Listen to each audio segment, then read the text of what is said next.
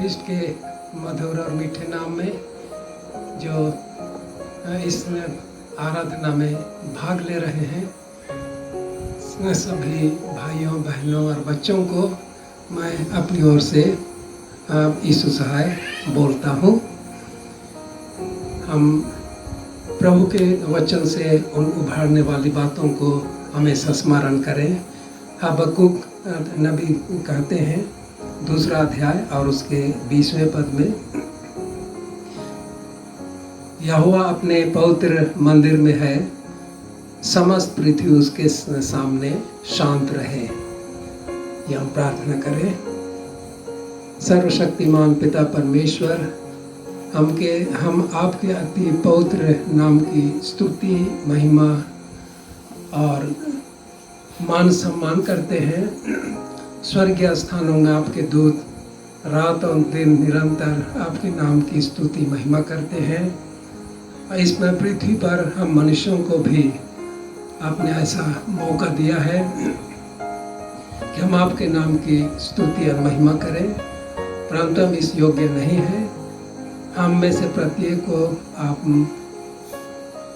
पवित्र करें, अपना आत्मा देकर हमें शुद्ध करें, ताकि इस समय जब हम आपके वचनों से सुनने के लिए तैयार हैं, प्रभु आपके वचनों से हम अपने आत्मिक जीवन की यात्रा में प्रेरणा पा सकें। हमारे प्रभु यीशु ख्रिस्ट के द्वारा, आमीन।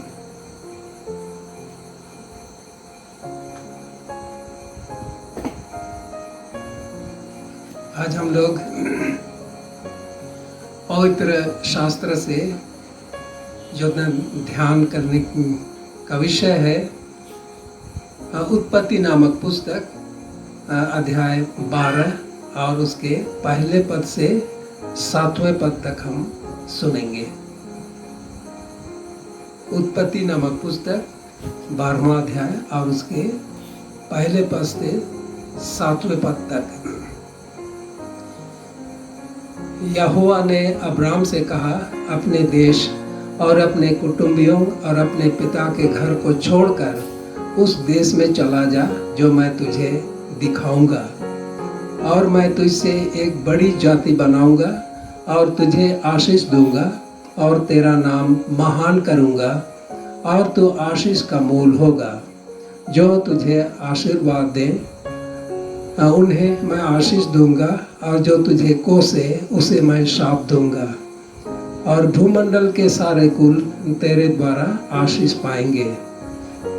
यहोवा के इस वचन के अनुसार अब्राम चला और लूत भी उसके संग चला।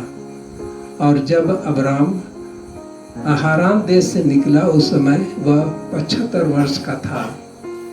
इसमें प्रकार अब्राम अपनी पत्नी साराय और अपने भतीजे लूत को और जो धन उन्होंने इकट्ठा किया था और जो अपने प्राणी उन्होंने हारान में प्राप्त किए थे, सब को लेकर कनान देश में जाने को निकल चला, और वे कनान देश में आ गए। उस देश के बीच में से जाते हुए अब्राम शकेम में, जहाँ मोरे का बांज वृक्ष है, पहुंचा। और उस समय उस देश में कनानी लोग रहते थे। तब यहोवा ने अब्राम को दर्शन देकर कहा, यह देश मैं तेरे वंश को दूंगा। और उसने वहाँ यहोवा के लिए, जिसने उसे दर्शन दिया था, एक वेदी बनाई।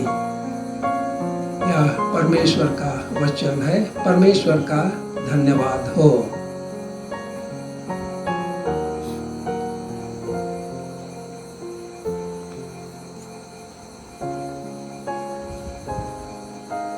हम इसमें पढ़े गए वचन पर ध्यान करने से पहले परमेश्वर से आशीष मांगते हुए प्रार्थना करें।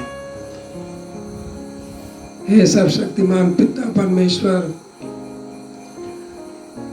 हम सबों को आप आशीष दें कि आपका वचन हमारे पाँव के लिए दीपक और पथ के लिए उजाला ठहरे। हमारे प्रभु यीशु ख्रिस्ट के द्वारा, आमीन।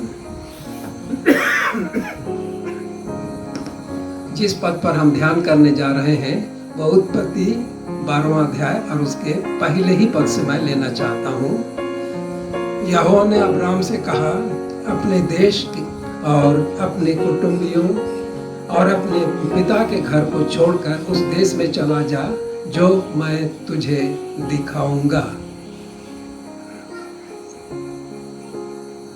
अब्राम की पृष्ठभूमि जानने के लिए हम एक सामान्य बातचीत करते हैं। अब्राम नूह से लेकर के अब 11वीं पीढ़ी का व्यक्ति था। नूह से यदि हम उसकी गिनती करेंगे तो अब्राम 11वीं पीढ़ी में था। और शुरू में आप याद करेंगे कि उसका नाम अब्राम ही था। जब वह हराम देश से निकला तो वो अब्राम नाम से ही निकला। और वो किस तरह से उसका नाम अब्राहम हुआ, आइए आगे चल करके हम लोग देखेंगे। ये एक उपाधि के समान है। एक परमेश्वर ने जो उसके जीवन में देना चाहता था, इसलिए अब्राम का नाम अब्राहम इसलिए हुआ कि परमेश्वर उसके साथ एक विशेष प्रतिज्ञा करना चाहता था। और यह अपना प्रतिज्ञा वो है, उसको जातियों के अपने पिता का, जातियों के समूह का एक मूल पिता, एक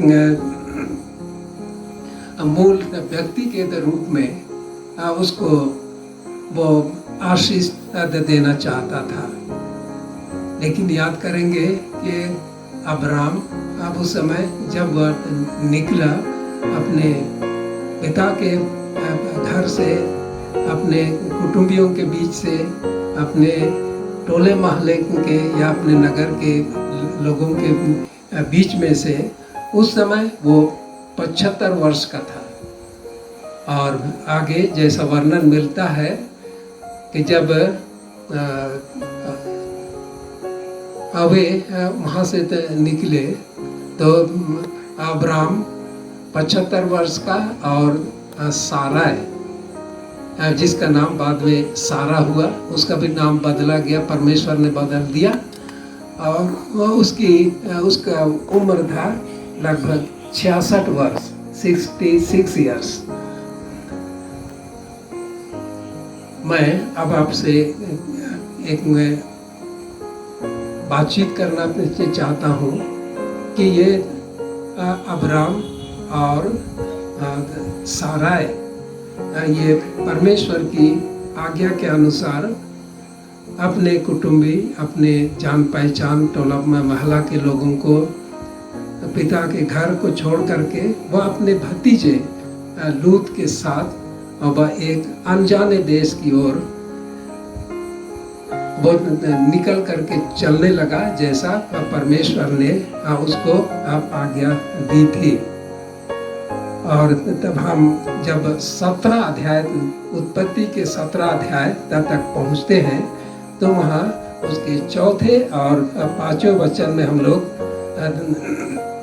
उसमें प्रतिज्ञा की बात को पाते हैं।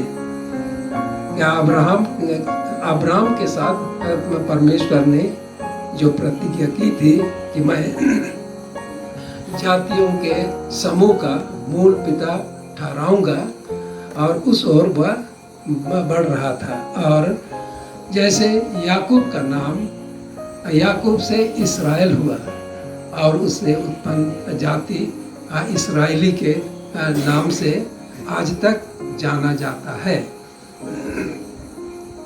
तो परमेश्वर ने अब्राम को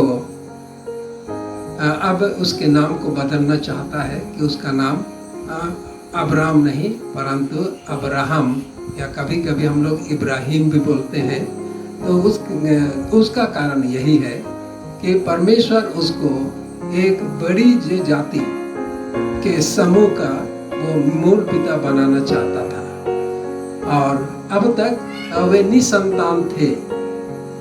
जब वे वहाँ अपने जन्म स्थान से निकले उस समय तक वे निसंतान थे, परंतु परमेश्वर अब उनको यह आशीष उनके साथ यह वाचा बांधता है, प्रतिज्ञा करता है कि बहुत बड़ी जाति का के समूह का मैं तुम्हें मूल पिता बनाना चाहता हूँ।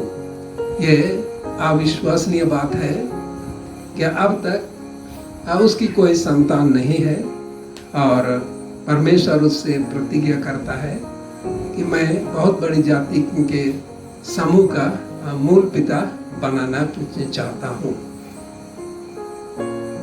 दूसरी बात, अब्राहम को अपने पिता के घर को छोड़ना था, अपने लोगों को, कुटुंबियों को छोड़ना था और अपने देश को छोड़ना था। और तभी वह इस आशीष का हकदार बन सकता था। यदि वह नहीं छोड़ता अब तो वो उस आशीष का हकदार कभी नहीं बन सकता था।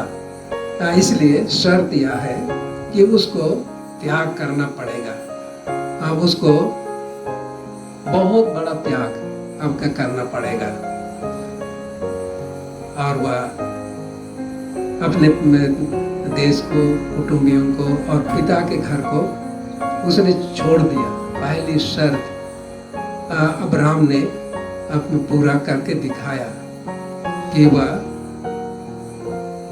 परमेश्वर की आज्ञा के अनुसार जिधर जिधर उसको चलने के लिए कहा जाएगा वह उसी ओर वह चलता जाएगा और इस बात में वह सफल रहा।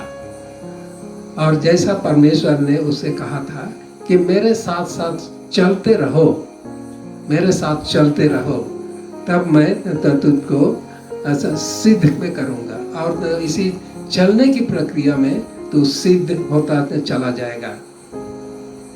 मेरा प्रिय तू बनता चला जाएगा। और इस सिद्धता के लिए शर्त यह है कि उसे परमेश्वर की उपस्थिति में रहना है। शर्त यह है कि वह परमेश्वर की उपस्थिति में रहेगा, परमेश्वर की उपस्थिति ही में वो चलता रहेगा।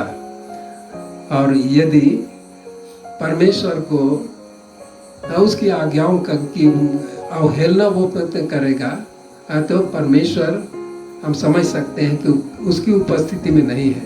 परमेश्वर अब्राहम अपनी इच्छा के अनुसार वह चल रहा है और इसका नतीजा, इसका प्रतिफल और कुछ भी हो सकता था, लेकिन अब्राहम परमेश्वर की उपस्थिति में चलते हुए उस सिद्धता को वो प्राप्त करते गया। और इसलिए उसने परमेश्वर की आज्ञा का पालन करना इस सिद्धता को प्राप्त करने के लिए जरूरी था। तब हम एक प्रश्न कर सकते हैं, सवाल कर सकते हैं कि अब्राहम को क्यों परमेश्वर ने ऐसी आज्ञा दी? क्यों यहोवा परमेश्वर ने अब्राहम को ऐसी आज्ञा दी कि उसको छोड़ना पड़ेगा सब कुछ, पिता के घर को, देश को, कुटुंबियों को तो छोड़ना पड़ेगा। तो हम इस सवाल का उत्तर इस तरह से हम लोग खोज सकते हैं।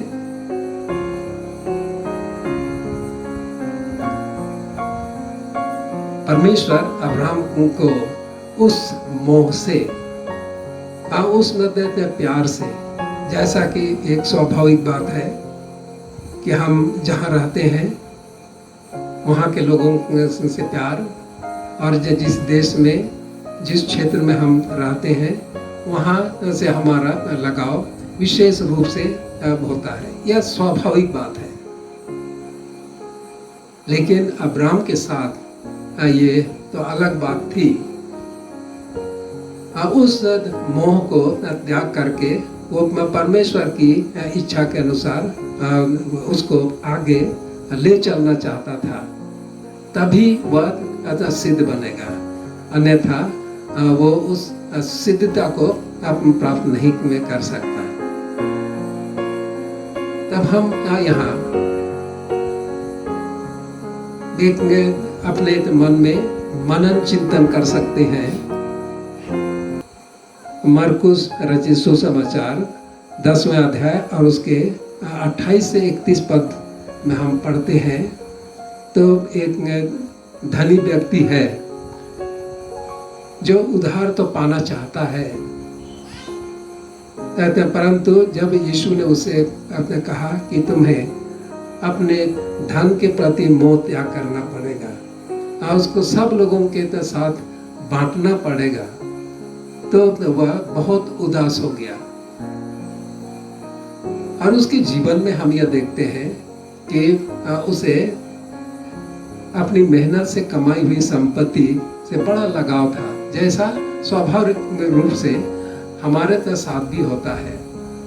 और इसलिए उस आह्वान को वह स्वीकार नहीं कर सका और वह दुखित होकर के चला गया।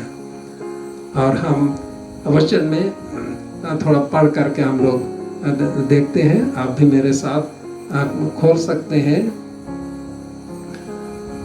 पवित्र मरकुस रचित सुसमाचार 10वां अध्याय और उसके 28 पद से हम लोग पढ़ेंगे।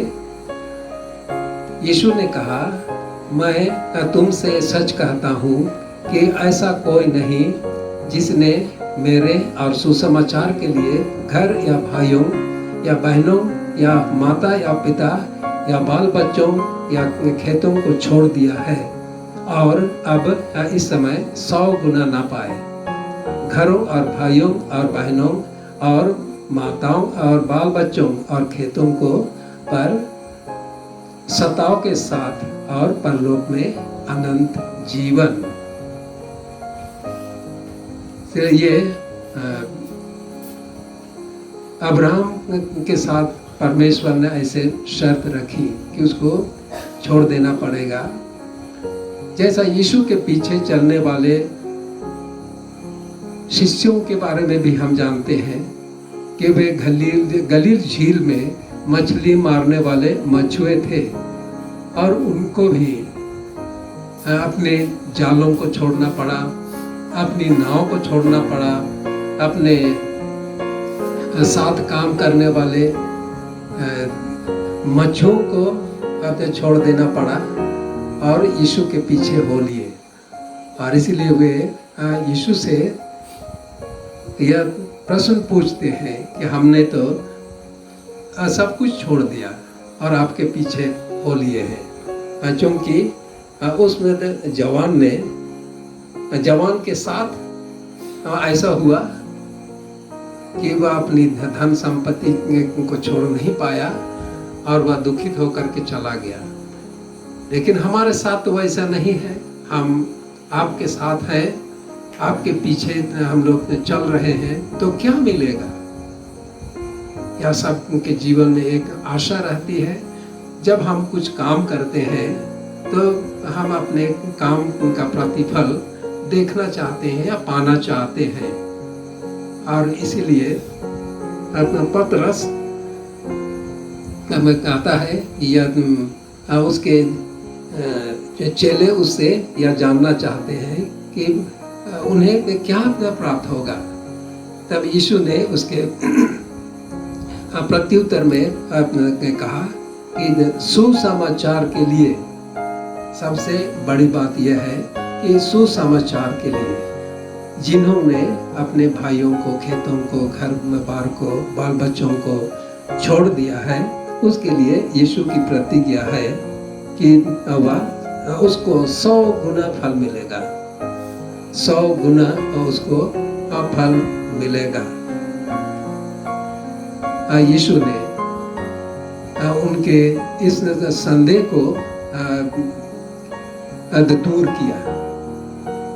हम जानते हैं कि उनके जीवन में यीशु की ओर से कोई बहुत बड़ा आर्थिक लाभ नहीं हुआ, दुनियादारी फायदा नहीं हुआ, लेकिन एक बहुत बड़ा धन, जिसे यीशु ने एक बार उनसे कहा था कि बहुत सारे नबियों ने, बहुत सारे बड़े लोगों ने, जाने माने लोगों ने आज चाहा कि अपनी आंखों से इसको देखें, परंतु तुम धन्य हो, तुम्हारी आंखें धन्य है कि तुम इन सब बातों को देख रहे हो। और ये उसमें सुसमाचार की बातों को प्रभु यीशु ख्रीस्त के मुंह से वे सुन रहे थे, उन आश्चर्य कर्मों को अपनी आंखों से देख रहे थे। अब इसलिए वे धन्य हैं, उनकी आंखें धन्य हैं। और उनको ये आशीष या वरदान मिला कि यीशु के साथ वे उसमें सुसमाचार के भागी हैं। इसलिए यीशु उनसे कहते हैं कि तुम्हें इसका प्रतिफल 100 गुना मिलेगा। ये बड़े आनंद की बात है कि सुसमाचार के लिए उन्होंने त्याग किया है। अब्राहम ने परमेश्वर की उस प्रतिज्ञा पर विश्वास करते हुए चलने का निश्चय किया। उसके लिए भी आशीष है कि बहुत बड़ी जाति के समूह का मैं तुम्हें मूल पिता बनाऊंगा। उसके लिए सुसमाचार यही है। और परमेश्वर का काम बहुत ही अद्भुत है। और अब्राहम को परमेश्वर इसलिए सिद्धता में आगे बढ़ने के लिए कहता है कि उसकी योजनाएं बहुत ही अद्भुत हैं। मैं कोशिश कर रहा था से नूह से लेकर के अब आगे ये अब्राहम के जीवन तक जितना भी बाइबल में वर्णन मिलता है, तो ये 100 बरस की बात नहीं है, परंतु ये हजारों हजार वर्ष की बात है। और परमेश्वर इसी तैयारी के क्रम में अब्राहम को अब अपनी उपस्थिति में बुला करके आगे चलने को कहता है। यीशु ने भी अपने शिष्यों को बुलाया कि वे उसके साथ साथ रहें, उसके साथ चले फिरें, उन कामों को वे देखें, उस सुसमाचार की उस अमृत वाणी को वे यीशु से सुने। और तभी वे उस जवान के समान नहीं कि मैं अनंत जीवन कैसे पा सकता हूँ। यह अनंत जीवन बिना त्याग के नहीं मिल सकता। यीशु ने उसको बताया कि अनंत जीवन पाने के लिए एक शर्त है, और उन शर्तों को पूरा करने के द्वारा ही हम उस अनंत जीवन के भागी हो सकते हैं। सुसमाचार के आनंद को हम अपने जीवन में स्वीकार कर सकते हैं। प्रभु यीशु कृष्ण ने मत्ती के 13 अध्याय और उसके 44 से 52 पद तक को हम लोग पढ़ते हैं, तो उसमें 3 विशेष शिक्षादायक दृष्टांत दे करके यीशु ने समझाने का प्रयास किया। और उसने खेत में छिपे हुए धन, एक बहुत कीमती खजाना का दृष्टांत दिया। खेत में छिपे हुए धन के समान है। किसी ने उसका अंदाजा लगाया और अपना सब कुछ बेच करके उसमें खेत को मोल लिया, इसलिए कि उसमें खेत में बहुत बड़ा बहुमूल्य खजाना छिपा हुआ है। अब दूसरा है, अब एक अनमोल मोती का दृष्टांत। एक अनमोल मोती है, बहुत कीमती है, कोई पाना चाहता है तो कैसे पाएगा। वो भी अपना तो सब कुछ बेचता है और उस अनमोल मोती को खरीद लेता है। और तीसरा दृष्टांत यीशु ने एक महाजाल के संबंध में कहा। महाजाल है, समुद्र में डाला जाता है और बहुत सारी मछलियों को वो घेर लेता है, उसके अंदर, जाल के अंदर आ जाती है। परंतु मछुआ अच्छी को वह चुन करके रखता है और निकम्मी को अपने फेंक देता है। तब इन दृष्टांतों के माध्यम से हमको क्या सीख मिलती है?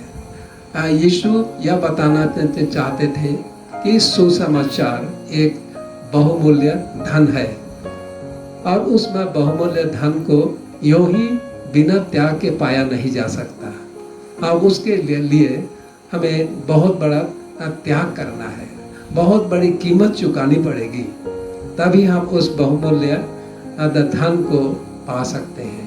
और वह बहुमूल्य धन है सुसमाचार के द्वारा उद्धार।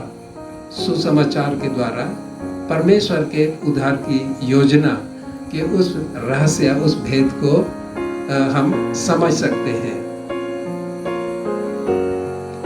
और इस चुनौती को, इस बुलाहट को वही तो स्वीकार कर सकता है जो उस बुलाहट के मर्म को, यानी बुलाहट के उस उद्देश्य को जो समझ सकता है। यदि वो उस बुलाहट के उद्देश्य को नहीं तो जानता तो वह उसकी कीमत को भी नहीं समझता है। मैं यहाँ पर एक बात कहना चाहता हूँ कि हम अपने जीवन यापन के लिए भिन्न भिन्न तरह के कार्य करते हैं। किसान खेती बाड़ी करता है, बहुत मेहनत करता है और बिना मेहनत उसको कुछ फल नहीं मिलता। नौकरी करने वाले वे नौकरी अपने समय पर जाते हैं, ऑफिस समय पर आते हैं, अपने कार्यों में लगे रहते हैं।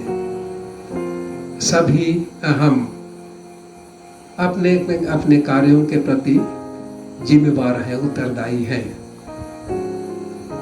अतः परंतु एक विचार हम कर सकते हैं कि जिस काम में हम लगे हुए हैं, सरकारी नौकरी करते हैं, तो यदि हम सिर्फ नौकरी के रूप में उस कार्य को करेंगे तो हमारी जिम्मेवारी वहाँ पर है, सिर्फ नौकरी रह जाती है। महीना के अंत में वेतन प्राप्ति ही हमारा उद्देश्य रहता है।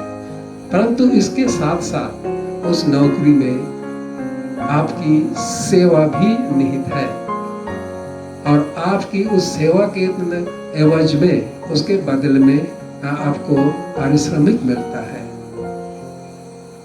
इसमें अंतर को समझने की बहुत आवश्यकता है सभी लोगों के लिए।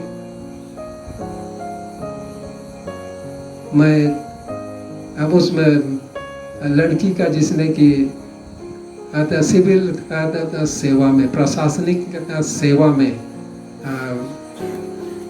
जिसने परीक्षा पास की और जब उससे इंटरव्यू लिया गया, उससे पर सवाल पूछा गया, तो उनके पिताजी ने जो जवाब दिया वो मुझको बहुत अच्छा लगा। ये समाचार पत्र की बात है और उसने यही पे कहा कि ये उसने पास किया, अब उसको नौकरी तो मिलेगी, लेकिन ये नौकरी नहीं परंतु सेवा है। कितनी अच्छी बात है। और इस बात को हमें समझने की आवश्यकता है कि ये सेवा भावना से जो आगे आते हैं वे उसमें बुलाहट को समझ करके अपनी सेवाएं समर्पित करते हैं और परमेश्वर उनकी सेवाओं पर आशीष देता है।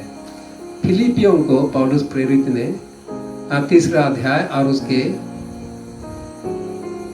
4 से 11 पद तक हम लोग में पढ़ेंगे तो पौलुस प्रेरित भी अपने जीवन के बारे में वो बतलाता है कि वह सच्चा इस्राएली है, फरीसी है, पढ़ा लिखा आदमी न था, लेकिन फिर भी उसने उस सेवा को स्वीकार किया।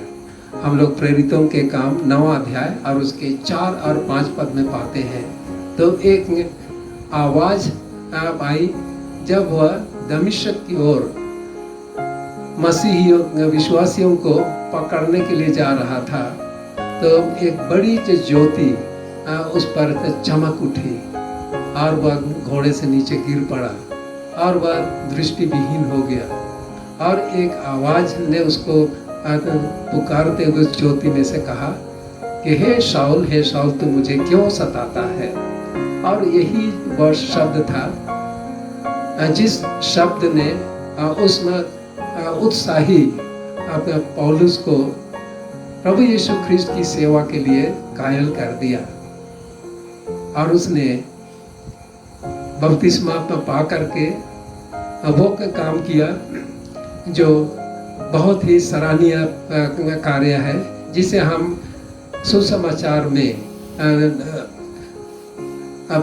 जब उनके पत्रों को हम लोग पढ़ते हैं, नए नियम में जो पौलुस प्रेरित द्वारा लिखे गए पत्र हैं उनको हम पढ़ते हैं, तो उनके कार्यशैली, उसके उत्साह को हम जान सकते हैं।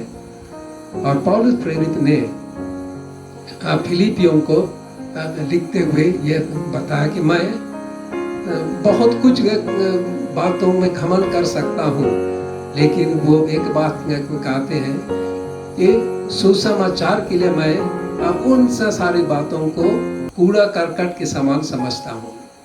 पहले तो मैं व्यवस्था के उस ढेर में उस धार्मिकता को खोज रहा था और उसके प्रति मैं कट्टर था, लेकिन जब मैंने देखा कि उसमें कट्टरता में तो वो धार्मिकता खोजा नहीं जा सकता है। और उसमें धीमी आवाज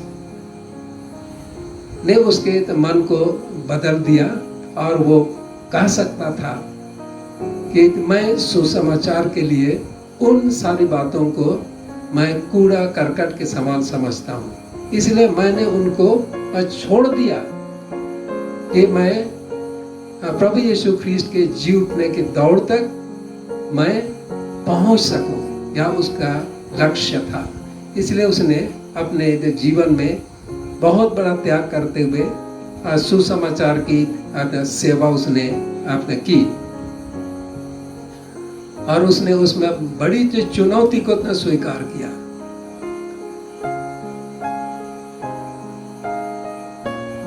और हम जब इन सारी बातों पर हम ध्यान मनन करते हैं, तो आज हमारे लिए यह संदेश है, जैसा यीशु ने अपने शिष्यों से जो संदेह उनके मनों में था, उन्होंने पूछा कि हमें क्या मिलेगा। तो प्रिय भाइयों और बहनों, हम जो यीशु के विश्वासी हैं उसके पीछे चलते हैं, सुसमाचार पर विश्वास करते हैं, हमारे लिए भी यीशु का यही आश्वासन है कि तो तुम्हें 100 गुना मिलेगा। और ये मुझको, आपको, सभी को यह विश्वास करना है और अब्राहम के समान हमें उस सिद्धता की ओर आगे बढ़ते चला जाना है, और उसमें से सिद्धता ही में, उसमें आगे बढ़ने ही में परमेश्वर हमको उन 100 गुना आशीषों को, अपने प्रतिफल को हमारे जीवन में अधिकाई से वो देंगे, हमारे ऊपर आशीषों की वर्षा करेंगे। आइए हम प्रार्थना करें। सर्वशक्तिमान पिता परमेश्वर, आपके वचन के लिए हम आपको धन्यवाद देते हैं। प्रभु जो कुछ भी हमने मनन ध्यान किया वह हमारे आत्मिक जीवन के लिए आशीष का कारण ठहरे और हम भी अपने जीवन में एक त्यागपूर्ण जीवन जिए और आपकी उन प्रतिज्ञाओं में हम संभागी हो सके हमारे प्रभु यीशु ख्रिस्ट के द्वारा आमीन। इससे संबंधित एक गीत हम लोग सब मिल करके गाएंगे और उन वचनों की तुलना करेंगे, उन वचनों की उस सत्यता को हम लोग परखेंगे। ने ओते दिसुम जिदन सामगिया अरे मानोआ हाय मानोआ चिरगलन में यीशु नु तुम साला जोम में हाय मानोआ चिरगलन में मासे नु तुम साबे जोम में ने योते दिसुम जिदन सामगिया रे मानोआ ने योते दिसुम जिदन सामगिया रे मानोआ हाय मनोआ चिरगलन में ये सुनो तुम साला जोम में हाय मनोआ चिरगलन में मसीनो तुम सबे जोम में आने दिसम सुको रसिका सामगिया रे मानोआ आने दिसम सुको रसिका सामगिया रे मानोआ हाय मानोआ चिरगलन में ये सुनो तुम साला जोम में हाय मनोआ चिरगलन में मसीनो तुम सबे जोम में ने दिसम कुटुम कुपुल सामगिया रे मनोआ ने दिसम कुटुम कुपुल सामगिया रे मनोआ हाय मनोआ चिरगलन में मसीनो तुम सबे जोम में हाय मनोआ चिरगलन में यीशु नो तुम साला जोम में अने दिस मोटा कासी का सामगिया रे मनोआ अने दिस मोटा कासी का सामगिया रे मनोआ हाय मनोआ चिरगलन में ये सुनो तुम साला जोम में हाय मनोआ चिरगलन में मसीनो तुम सबे जोम में अने दिसम माना रंग सामगिया रे मनोआ अने दिसम मन रंग सामगिया रे मनोआ हाय मनोआ चिरगलन में ये सुनो तुम साला जोम में हाय मनोआ चिरगलन में मसीनो तुम सबे जोम में। आप सबों को संदेश सुनने के लिए और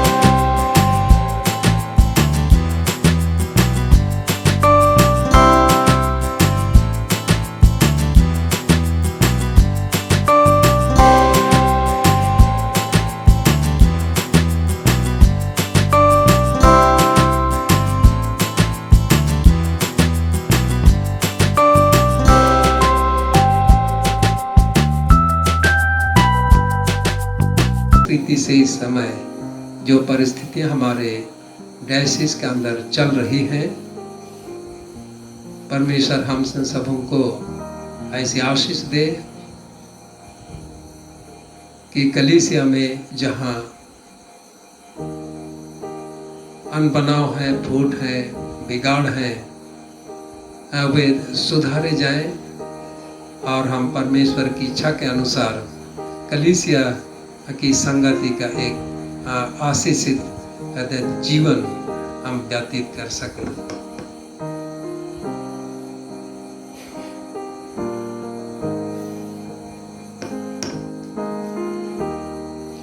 हे पिता, सारे अनुग्रह के दाता, हम नम्रता से तेरी पवित्र कैथोलिक कलीसिया के निमित्त तुझसे विनती करते हैं, उसे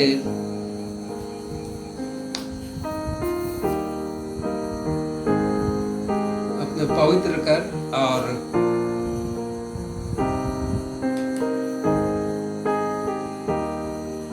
अपने सत और शांति ऐसे संपूर्ण रीति से भरपूर कर, जहाँ वह भ्रष्ट है वहाँ उसे शुद्ध कर, जहाँ वह भ्रम में है वहाँ सीधे मार्ग पर उसकी अगुवाई कर, और जहाँ कुछ ना ठीक है वहाँ उसे सुधार, और जहाँ वह यथार्थ रीति मानती है वहाँ उसे स्थिर और दृढ़ कर, जहाँ अभाव है उसे भरपूर कर, जहाँ विभेद है और फूट पड़ी है वहाँ उसके अनबनाव को मिटा दे, हमारे प्रभु यीशु ख्रिस्ट के द्वारा, आमीन।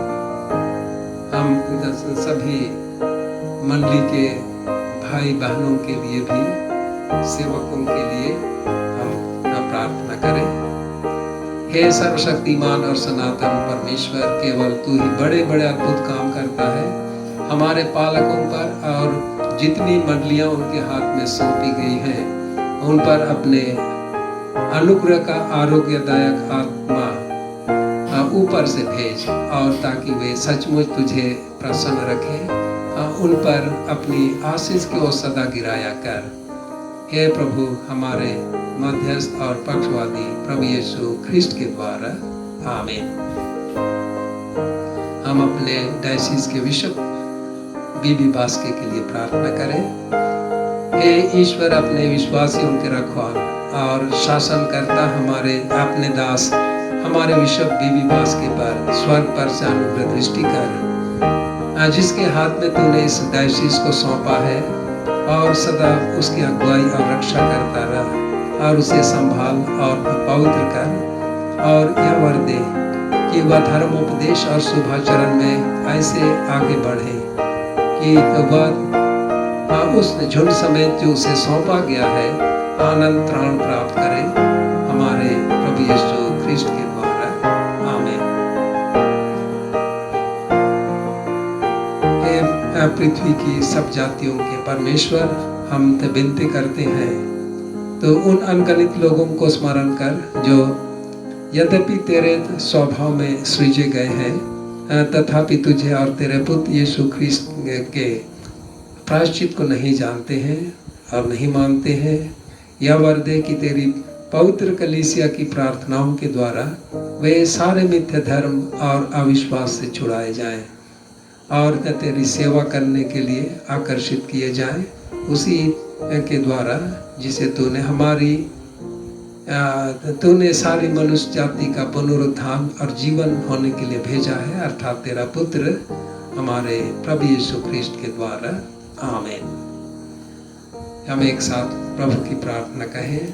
हे हमारे पिता, तू जो स्वर्ग में है, तेरा नाम पवित्र माना जाए, तेरा राज आए, तेरी इच्छा जैसे स्वर्ग में पूरी होती है वैसे पृथ्वी पर भी हो।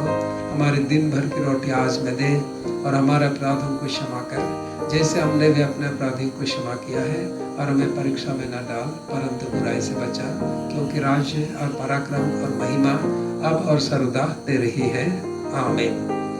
अनुग्रह वचन एक साथ आपने कहेंगे। और हमारे प्रभु यीशु ख्रिस्ट का अनुग्रह, विश्व पिता का प्रेम और पवित्र आत्मा की सहभागिता हम सबों के साथ सर्वदा रहे, आमीन। पुनः आप सबों को जिन्होंने कि हम इस आराधना में भाग ले रहे हैं। उन सबों को मैं प्रभु यीशु ख्रिस्त के नाम से पुनः धन्यवाद देता हूँ। और जैसा कि हम अभी कोरोना काल में हैं, ये बहुत डराने वाली बीमारी है। महीनों से हम इसे झेल रहे हैं। जो कुछ भी हमारे जानकार या जो निर्देश उनके द्वारा हमें दिए गए हैं, उनका पालन करेंगे और हम स्वयं उसमें महामारी से बचने का हम उस महामारी से बचें और दूसरों को भी बचाएं और सावधानी बरतने के लिए सबों को हम प्रेरित करें। धन्यवाद। आप सबों को पुनः यीशु सहाय।